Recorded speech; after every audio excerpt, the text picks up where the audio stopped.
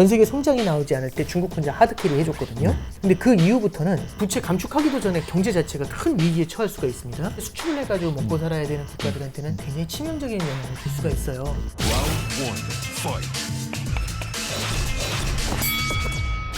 박종훈의 경제한방, 이 신한은행 IPS그룹 오건영 부부장과 함께하고 계신데요. 자, 이제 금융의 시대는 끝나고 이제 실물 경제 시대가 좀 오는 것 같은 그런 느낌이 좀 들어요. 어떻게 보면 페드가 살렸던 시장, 이제는 사람들이 자꾸만 이제 실물을 봐라 이렇게 얘기를 하니까, 그럼 우리나라 실물이라는 건 결국은 수출 중심의 국가다 보니 다른 나라가 다 잘 돼야 우리나라도 수출을 계속 잘할 수 있을 것 같은데, 지금 상황을 보면 유럽 경제 회복이 지금 스태그플레이션의 늪에 빠질 수도 있다, 이런 경고가 나오더라고요.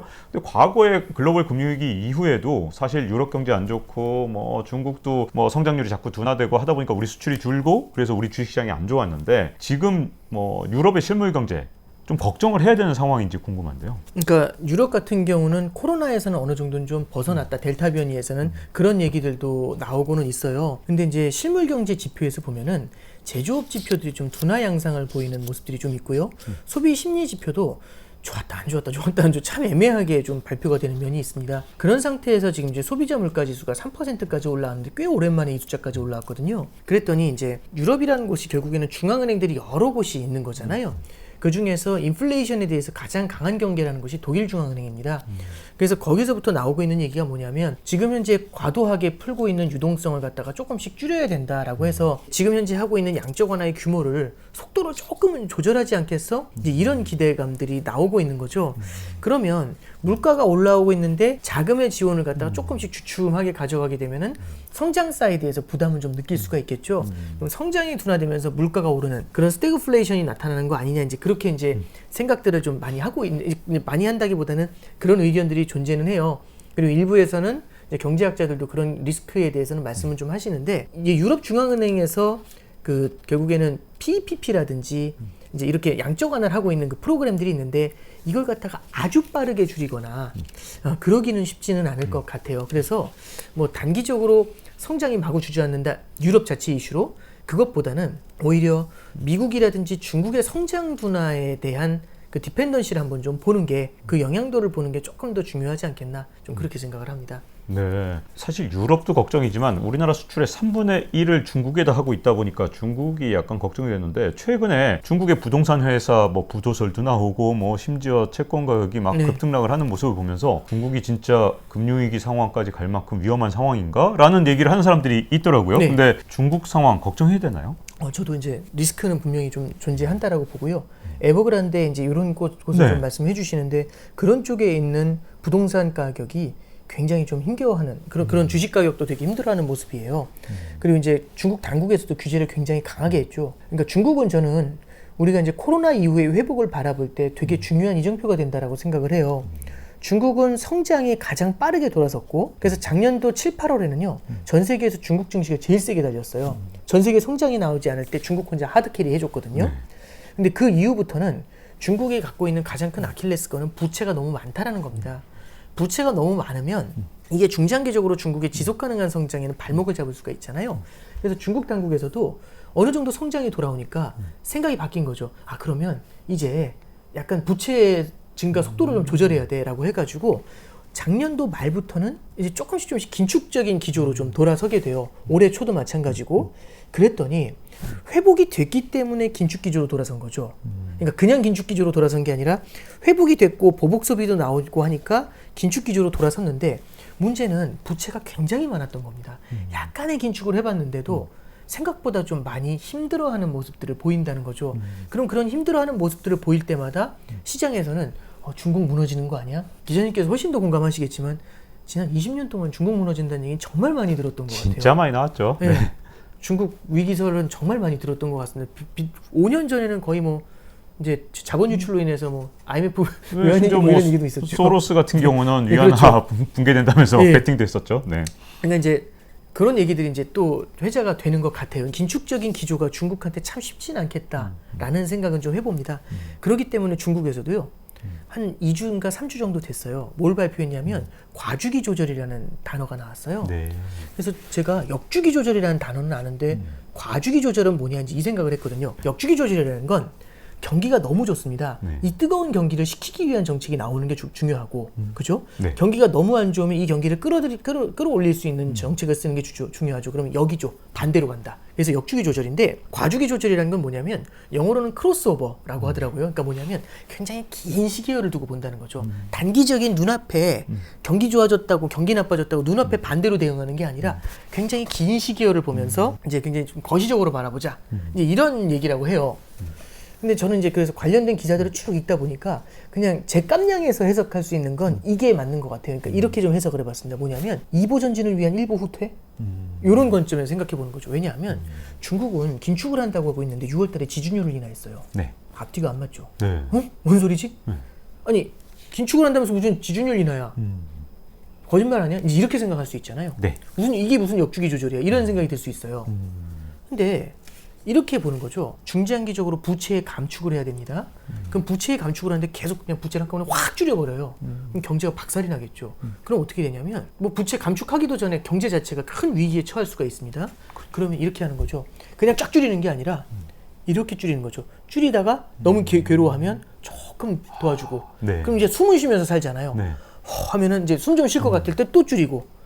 막혀가지고 힘들어하면 또 늘려주고 또 그때 줄이고. 그러니까 이렇게 순차적으로 구조조정을 천천히 해나가는 거죠. 그러면 어떻게 되냐면 결국에는 중장기적으로는 줄어들지만 이런 주기를 타면서 줄이는 거지 않습니까? 네. 그죠? 그래서 2보 전진을 위해서 1보 후퇴를 할 수 있는 것. 네. 이게 저는 이제 과주기 조절에서 얘기하는 그 포인트가 아닌가 싶고요. 네. 그래서 지금 얘기 나오는 건 중국에서 이제 추가적으로 지준율을 인하하거나 유동성 공급을 다시금 이제 경기 둔화를 갖다 막기 위해서 유동성 공급을 다시금 재개할 수도 있다라는 얘기가 나오거든요. 그래서 그런 관점에서 좀 바라보려고 하고, 그래서 지금 시장에서 중국에서 추가 지준율 인하에 대한 기대감이 올해 이제 연말까지 해서 추가 지준율 인하할 수 있지 않겠어라는 그런 기대감이 조금은 좀 크게 올라오고 있는 그런 상황이다라고 보시면 되겠습니다. 사실 뭐 중국 위기설은 워낙 오랫동안 나오다 보니까 네. 이젠 뭐 진짜 늑대가 나타나도 이제 무관심할 정도로 그 정도가 된 것 같은데요. 근데 중국 위기보다 사실 더 걱정되는 것 중에 하나가 이게 중국에서 빅테크 산업을 전방위적으로 규제를 하다 보니까 뭐 예를 들어 게임을 일주일에 3시간만 해라. 네. 아니면 교육 산업 전부 다 뭐 거의 중단되다시피 해버리면 이게 전부 다 우리나라에서 중간재를 수입하는, 특히 반도체를 수입하는 업체가 아닐까 이런 네네. 생각이 좀 들면서 중국이 망하니 안 망하니가 문제가 아니라 중국에서 우리나라 물건을 예전만큼 사줄까, 특히 중간재를 사줄까 이 걱정이 약간 되더라고요. 네, 그러니까 중국에서 결국에 이제 뭐 요즘 선불원, 공불원에 대한 얘기들이 네. 나오는 게 이제 그런 포인트인 것 같은데요. 중국에서 얘기하는 것 중에 하나가 결국에는 빅테크나 이런 쪽에 대해서는 그러니까 이렇게 좀 바라보고 있는 것 같아요. 시진핑이나 리커창의 코멘트를 좀 보면은 결국에는 고용을 많이 창출할 수 있는 섹터에다가 우리는 관심을 좀 더 많이 두겠다라고 얘기하는데, 고용을 많이 창출할 수 있는 섹터는 제조업이죠. 네. 이제 IT나 이런 플랫폼 사업 같은 경우는 물론 고용을 창출하는 효과도 있겠지만은 제조업의 그것에 비하면은 크게 낮은 겁니다. 그러니까 예를 들어서 텐센트나 알리바바가 사람을 고용하는 비율과 SMIC와 같은 반도체 기업이 고용을 창출하는 걸 비교해 보면은 사실 게임이 안 되는 거죠. 엄청나겠군요. 예. SMIC 이만큼. 예, 그렇죠. 네. 그러면 빈부의 격차를 줄인다는 얘기는 결국에는 노동력을 갖다가 채용할 수 있는, 고용을 많이 창출할 수 있는 산업에 힘을 실어주는 게 되게 필요하다는 의미가 되는 거잖아요. 그래서 한정된 자본 중에서 굉장히 큰 비중이 플랫폼 산업 쪽으로 흘러들어가는 것보다는 제조업 쪽으로 흘러들어가는 게 되게 중요해라고 해서 제조업 경기에 대해서는 성장을 유도하는 그런 전략을 좀 쓰는 게 아닌가 싶고요. 그런 쪽에서 이제 다른 기회를 찾아봐야 되지 않나라고 생각은 합니다. 결국엔 이게 그럼 제조업이 좋아지냐 이걸 떠나서, 다만 저는 이제 생각을 하는 게 다른 나라들도 뭐 꼭 굳이 빅테크가 너무 이뻐서 이런 건 아니죠. 그러니까 결국엔 생산성이라는 걸 바라보면서 결국엔 과학기술이나 첨단과학이나 이런 새로운 섹터, 이런 기술의 발전이라는 걸 좀 같이 좀 고민을 해봐야 되는데, 그런 쪽보다는 이제 좀 전체적인 공부론의 좀 시각에 조금 좀 비중을 많이 두는 게 좀 중장기적으로 지속 가능한 성장에는 부담을 줄 수 있지 않나, 좀 그런 생각은 좀 해봅니다. 네. 거기서 또 약간 걱정되는 게 이 심지어 연예인들 국적까지 따지고 있는데 중간재 국적을 따질 것 같은 그런 두려움이 있어요. 그래서 말씀하신 대로 제조업 분야에서 일자리를 많이 창출할 수 있는데 그게 결국은 우리랑 경합을 하니까 SMIC 투자를 늘리고 뭐 예를 들어서 뭐 그런 것들이 결국은 우리가 중간재 수출하던 거를 어떻게든 자국에서 생산을 하겠다 이렇게 보여지거든요. 우리 입장에서는 그게 이제 옛날에 나왔던 샌드위치 위기론 그게 다시 대두되면서 혹시라도 우리 어떤 실물 경제 어떤 회복과 성장에 걸림돌이 되는 정책이 되지 않을까 하는 우려가 있거든요. 공보론이. 그러니까 결국에는 저는 이제 그렇게 생각을 좀 하고 있습니다. 성장 자체가 정체되어 있는 상황에서는 파이가 커지지 않으니까 상대편의 파이를 이제 이쪽에서 가져오려는 모습들이 계속 나타나게 되거든요. 이런 흐름이 계속 이어지게 되면은 결국에는 대외 수출 의존도가 높은 나라들, 결국엔 누군가한테 수출을 해가지고 먹고 살아야 되는 국가들한테는 굉장히 치명적인 영향을 줄 수가 있어요. 그렇죠. 그렇기 때문에 전 세계적인 성장의 파이가 커지는 게 되게 많이 필요한 거거든요. 그래서 이제 이런 관점에서 말씀을 드리면 지금의 경기 회복에 대한 얘기들, 전반적인 전 세계 경제의 성장 파이가 커질 때까지는요. 지금 말씀해 주셨던 것처럼 기술 분쟁에 대한 이슈든 무역 분쟁에 대한 이슈든 이제 이런 이슈들은 계속해서 이제 우리 수출에는 하나의 변동성으로 작용하지 않겠는가 이제 그렇게 좀 생각을 하고 있습니다. 자, 그리고 이제 위드 코로나 시대에 이제 궁금해지는 게 그러면 중국이 어쨌든 2보 전진을 위해서 1보 후퇴를 한다면 세계 경제의 성장의 기회가 있을 만한 곳은 이제 어디를 좀 주목해야 될까요? 이 과주기 조절에 대해서도 사실은 저도 이 해석에 대한 경계감을 좀 갖고 있는 것 중에 하나 이게 뭐냐면은 그리고 이제 아까 전에도 이제 금융의 시대가 아니라 이제 실물의 시대다라는 말씀을 해주는데 시대라는 말씀이 나오기까지는 아직은 조금 좀 이른 것 같고요. 그러니까 저도 과주기 조절을 해석을 할 때 조금 경계해야 되는 게 그럼 돈을 엄청나게 퍼줄 거냐? 시장에서는 어쩌면은 중국 당국의 속내보다 더 먼저 가 있을 수 있다는 생각을 해요. 왜냐하면 부양책이 나올 때마다 항상 수익을 받잖아요. 수혜를 받기 때문에 와 이제 이런 생각들을 하면서 더 많은 부양책에 대한 기대감을 좀 가지고 있는 게 아닌가라는 생각은 좀 해봐요. 그러면 과주기 조절을 통해 가지고 결국에는 제한적인 부양책을 쓰는데도 불구하고 우리는 중국이 앞으로 엄청나게 좋아질 거예요. 이제 이렇게 이제 확대 해석을 할 수 있는 문제들도 생길 수 있거든요. 그래서 성장의 축인 중국으로 와 있어 이 과주기 조절 하나 때문에 그렇게 해석하는 건 좀 과도한 해석이라고 생각을 하고요. 결국에는 이제 뭐 그런 거잖아요. 갈등이 나타나지만 그 갈등의 봉합이라는 건 결국에는 서로 살기가 둘 다 어려워지게 되면 그때 손을 잡는 모습이 나타나죠. 그러니까 최근에 보시면은 뭐 사우디하고 러시아하고 공조하잖아요. 국제 공조. 그러니까요. 그리고 작년에 코로나 국면에서는요. 미국에서도 무슨 얘기가 나왔냐면 중국에 미국산 수입 제품에 대해서 관세 풀어줘야 되는 거 아니냐 이런 얘기들도 나왔었고 진짜 급한 의료품에 대해서는 관세를 갖다가 면제해 준 것들도 있었어요. 그러면 이제 이런 일련의 그 과정들을 보면 성장이 둔화된다라는 리스크 속에서 국제 공조라는 게 나오면서 함께 살아갈 수 있는 방법들을 계속 만들어내 왔던 거거든요. 저는 그게 이제 지난 수십 년간의 우리 이제 금융시장의 역사가 아니었나 사실은 좀 그렇게 생각을 해요. 그래서 결국엔 어느 한 나라의 성장이 세게 나온다라기보다는 그래서 과주기 조절 때문에 이제 중국의 시대다 이제 이렇게 해석하는 것보다는 미국의 성장이 탄탄하게 받쳐주고 있지만 미국 혼자 성장하는 게 아니라 다른 나라의 성장에도 좀 이렇게 도움을 주는 그렇게 해서 함께 공존을 해야 되는데 뭐 대표적인 예로 이제 두 가지만 말씀을 드리면 첫 번째는 SDR의 보급이 있었죠. 이게 뭐냐면 SDR은 IMF에서 발행해주는 그냥 달러라고 그냥 생각하시는 게 좋을 것 같아요. 그러니까 스페셜 드로잉 라이트인데 이걸 갖고 원래 IMF에서는 글로벌 금융위기 때 한번 풀어주고서는 다시는 보급을 해준 적이 없거든요. 근데 이걸 가지고 6,500억 달러 수준의 SDR을 IMF 회원국들한테 이번에 공급을 해줬어요. 그 지난 잭슨홀 연설 직전에 이게 뭐하고 맞물려 있냐면 사실은 올해 초부터 옐런이 준비해 왔는데 뭔가 이유가 있기 때문에 준비를 했겠죠. 테이퍼링에 대한 대비도 될 수가 있겠죠. 그래서 이제 신흥국들한테 사전에 한 2,700억 달러 정도가 지급이 됐대요. 우리나라에도 100몇십억 달러 정도 들어왔고요. 이런 것들은 달러의 보유를 늘려주면서 테이퍼링에도 불구하고 달러 부족에서 이제 벗어날 수 있는 그런 동인을 제공할 수 있겠죠. 이런 것들이 하나의 국제 공조가 되고 그 다음에 이제 저는 최근에 이제 백신에 대한 얘기가 나오는데 이 주장이 나온다는 것 자체가 저는 이제 조금 흥미롭게 봐요. 뭐냐면 결국에는 선진국들만 백신을 많이 맞았다. 그러다 보니까 신흥국은 상대적으로 그 코로나의 고통 속에서 신음하게 되는데 신흥국에서 그럼 새로운 델타 변이 같은 것들이 발원을 하게 되면서 이게 되려 선진국의 경기를 다시 한번 뒤흔든 거 아니냐. 이번에 미국에 다시 치솟는 코로나 환자 수들을 보면서 이 델타 변이에 대한 얘기가 나오는데 델타 변이 하나로 이제 확정을 짓는 게 아니라 신흥국은 계속해서 놔두고 선진국들끼리만 잘 된다고 막 생각을 하면 오산이다. 결국엔 돌아온다라는 얘기죠. 또 뭐 뮤변이라는 것도 네, 나타나더라고요. 그러니까요. 네. 사실 그 단어가 기억이 안 나서. 네. 그러니까 제가 이제 그쪽으로는 전문이 아니다 보니까 이제 저도 그래서 그런 생각들을 해보면 결국엔 그래서 이제 최근에 G20 보건장관 회의가 있었더라고요. 사실 저는 처음 봤습니다. 근데 이제 그 보건장관 회의에서 그럼 이제 신흥국들에게도 백신에 대해서 조금 보급을 해주는 걸 서둘러야 되는 거 아니냐.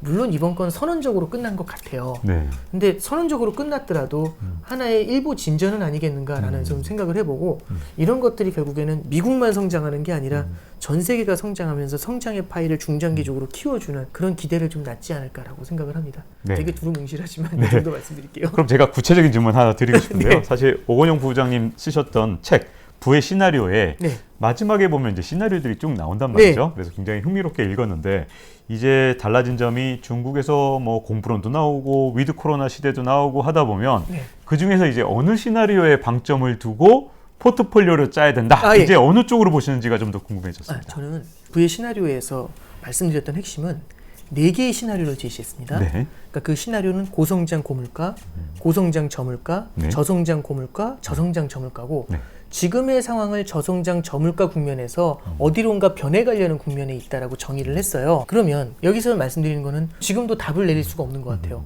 어디로 갈지 저는 예언자가 아니기 때문에 답을 내릴 수는 없는 것 같아요. 변화된 상황에 그렇죠. 이제 조금 더 그래도 이제 가중치를 그렇죠. 두는 시나리오. 그렇죠. 그러면 이제 고성장 고물가에 가중치를 두면 거기에 적합한 상품을 갖다가 많이 가져가면 되고요. 그럼 예를 들어서 제가 아까 전에 말씀드렸던 것처럼 임금 상승에 큰 방점을 두지 않았다면 물가에 대한 걱정은 크지 않았었겠죠. 네. 그러면 사실 저성장 고물가의 스태그플레이션 시나리오에는 그렇게 큰 비중을 두지는 않았을 겁니다.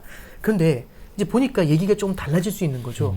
그럴 가능성이 10% 20%라도 높아진다면 그 시나리오에 해당되는 자산들, 그 시나리오에서 잘 버틸 수 있는 예를 들어 스태그플레이션 국면에서는 원자재나 금 같은 자산들이 잘 버텼거든요.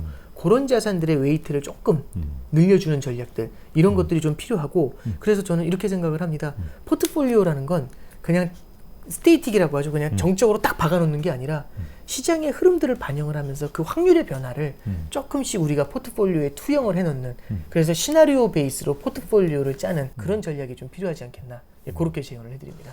원자재와 금 이제 항상 강조를 해오셨는데 여기에 또 이제 많은 분들이 금 대신 최근에 이제 암호화폐, 가상화폐라고도 부르죠. 요즘 이제 방송에서는 가상화폐로 부르기로 이제 저희는 정했더라고요. 그래서 앞으로 가상화폐로 불러야 될 것 같은데 이 가상화폐도 금 대신 자산을 좀 둘 수 있는 곳인지 아니면 최근에 보니까 뭐 하루에도 17%가 비트코인이 빠지는 걸 봤더니 이건 뭐 물론 약간 반등은 했지만 17%나 빠진 거 봤더니 금하고는 확실히 다른데 이런 생각도 들었다가 아니면 많은 분들이 또 이것도 금하고 비슷하게 좀 그래도 인플레이션 대비하는 자산 아니야? 이렇게 말하니까 가상화폐는 어떻게 보시는지 궁금한데요. 그러니까 이제 제가 뭐 가상화폐 전문가도 아니고 거기에 대해서 이렇게 아주 심도 있는 고민을 해본 건 아니지만 그냥 요렇게만 간단하게 말씀드릴게요. 그러니까 가상화폐라는 게 약간은 성장형 금? 그러니까 뭐 성장주 가치주 하면 약간 성장주의 느낌을 좀 주는 거 아니었나. 이제 그런 금의 영역에서 봤을 때 그런 대한자산의 영역에서 안전자산 중에선 성장형. 그러다 보니까 이제 성장주로 돈이 몰렸던 것처럼 금도 그런 케이스, 코인도 그런 영향들은 좀 있지 않았을까 이제 그런 생각을 해보고요. 물론 이제 굉장히 단견이긴 합니다만, 근데 저는 이제 이렇게 생각을 합니다. 코인이라는 걸 화폐로 인정을 하려면 아니면 이제 실물 자산으로 제대로 인정을 하려면 투자 자산으로 수많은 사람들이 그걸 인정을 해줘야 되는데 그 중에서는 오소로티죠. 그러니까 권위가 있는 그 어떤 기관에서 인정해 주는 것도 되게 필요한 것 같아요. 아직 그런 인정이 금에 비해서는 좀 약한 게 아닌가 생각을 합니다. 대표적으로 금 같은 경우는 중앙은행에서 보유를 하려고 하는 자산이죠.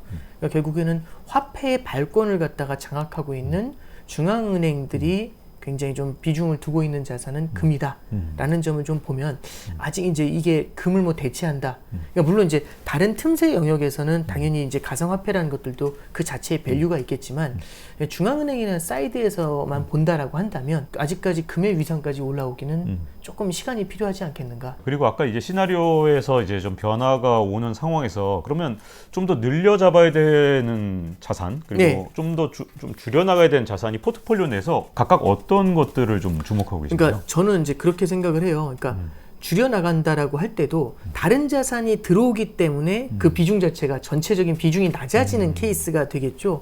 예를 들어서 저성장 저물가에서 고성장 고물가로 갈 것이다라고 생각을 했으면 여기에 해당되는 자산들을 좀 많이 끼우고 있었겠죠. 네. 그런데 예를 들어서 저성장 고물가의 시나리오가 굉장히 강해지는 거잖아요. 그러면 저성장 고물가의 강한 자산들의 비중이 여기로 쑥 들어오게 되죠. 그러면 어차피 100이 가득 차 있는데 새로운 애들이 들어가면 120% 투자할 수 있냐? 그게 아니죠. 그럼 기존에 있는 다른 자산들의 비중을 낮추면서 그 비중을 끌어올리게 되는데 대표적인 케이스가 이제 채권 자산 같은 것들이 네. 여기 들어갈 수가 있죠. 보면 결국에는 우리는 저성장 저물가의 가능성이 높다. 근데 혹여나 모르니까 고성장 고물가가 될 수 있다. 그럼 이 경우에는 채권에 대해서는 사실 확률이 50대 50이 되는데 네. 보면은 저성장 고물가의 가능성이 높아진다라고 하면 물가가 높아지는 환경에서는 채권이 굉장히 고전할 수가 있습니다. 아, 그죠? 네. 그럼 이런 경우에는 그냥 당장 채권부터 비중이라든지 이런 것들을 봤을 때 조금 한번 경계감을 가지고 바라봐야 되는 거 아니냐 이제 이런 얘기가 나올 수가 있죠. 그래서 저는 이제 대표적인 케이스로 채권만을 말씀을 드렸지만 저성장 고물가에 굉장히 취약한 자산들의 비중이 높을 수가 있어요. 네. 대표적인 게 이제 장기 채권이라고 말씀드렸지만 그런 자산들에 대해서는 한번 아주 살짝 정도는 그럴 가능성들도 감안해서 비중을 갖다 조절하는 게 어떠냐 그런 말씀을 드려봅니다. 많은 분들이 그래도 이제 제일 관심 있는 거 아마 주식이 아닐까 싶은데 네네네. 주식은 늘려나가야 될 자산이 되나요? 아니면 저성장 고물가에서는 줄여야 될 자산이 되나요? 저성장 고물가 자체에서는 주식시장이 70년대는 과거를 돌아보면 좀 고전을 했었던 기억이 있어요. 이게 결국에는요 성장이 나오지 않는 상태에서는 매출이 묶이거든요. 네. 매출이 늘지 않는 상황에서 비용이 증가하죠. 네. 그럼 손익이 줄어들게 됩니다. 그러면 손익이 줄어들고 성장이 둔화되면 페드에서 자금을 지원해 주면 되잖아. 이게 쉽지가 않은 게 물가가 높기 때문에 페드가 옛날처럼 돈을 마구잡이로 뿌려주기가 어려워요. 그러면은 저성장 고물가 이 최악의 국면에서는 사실 성장주든 가치주든 굉장히 좀 고전을 할 수가 있습니다. 이럴 때 이제 원자재 관련 주들이나 이런 쪽이 조금 좋았었던 금 관련 주들이나 이런 쪽이 조금 좋았었던 그런 기억이 있죠. 물론 70년대하고 지금하고 똑같이 비교를 하면서 그때의 자산들만 끼우는 거는 좀 어폐가 있겠지만 우리가 이제 그때 당시의 교훈을 돌아보면서 너무 주식의 비중이 만약 컸다면 혹시 모르니까 저성장 고물가의 리스크도 우리가 감안을 해야 될 것 같아. 그 가능성이 한 5% 정도 되는 것 같아. 그러면 그 정도의 비율을 갖다가 조금 비중을 조절해 주는 것들도 우리가 이제 이렇게 시나리오 베이스로 포트폴리오를 짜는 그런 기술 중에 하나가 아닐까 말씀드려봅니다. 주식 중에서 또 성장주, 가치주를 이렇게 좀 다르게 보시는 분들도 많잖아요. 네. 그러면 저성장 고물가 시대 이럴 때는 또 성장주하고 가치주 중에서는 어느 쪽에 좀 더 비중을 뭐 제가 주식 가야 전문가가 될까요? 아니라서 말씀드리긴 조금 좀 어렵긴 한데 참고로 말씀드리면 이제 08년도에 이제 비슷한 스태그플레이션 비슷한 게 이제 한번 왔었다는 말씀드렸잖아요. 네. 그때는 엑슨모빌 이런 몇 개의 에너지 관련 주 빼고는 다 좀 굉장히 힘들어했었어요. 제조업 관련 가치주들도 그렇고 애플이라든지 이런 쪽의 IT들도 그렇고 굉장히 고전을 했었죠. 그래서 이제 그럴 때는요 주식 중에서 오히려 좀 재무 구조가 튼실한 이제 잘 버틸 수 있는 주식들 그런 쪽을 조금 더 보는 게 왜냐하면 이제 물가가 높다는 거는 금리의 상승을 촉발할 수가 있는 거죠. 근데 이미 성장을 위한 교두보, 현금 같은 것들을 확보해 놓은 상태라고 하면은 다른 주식들보다 상대적으로 잘 버틸 수 있다는 게 하나의 밸류가 될 수 있는 거고요. 그런 것들이 뭐 요즘은 이제 주식 잘하시는 분들은 이게 또 단어 용어가 다 다르게 들리시기도 하는데 뭐 퀄리티 주식 뭐 이런 말씀들을 하시는 분들도 계시는데 네. 뭐 그런 케이스들도 우리가 좀 한번 생각해 볼 필요는 있는 것 같습니다. 잊지 말고 구독과 좋아요, 알림 설정 부탁드리고요. 다음 시간에 뵙도록 하겠습니다. 오늘 이렇게 나와주셔서 감사드립니다. 네, 감사합니다. 고맙습니다. 네. Round one, fight.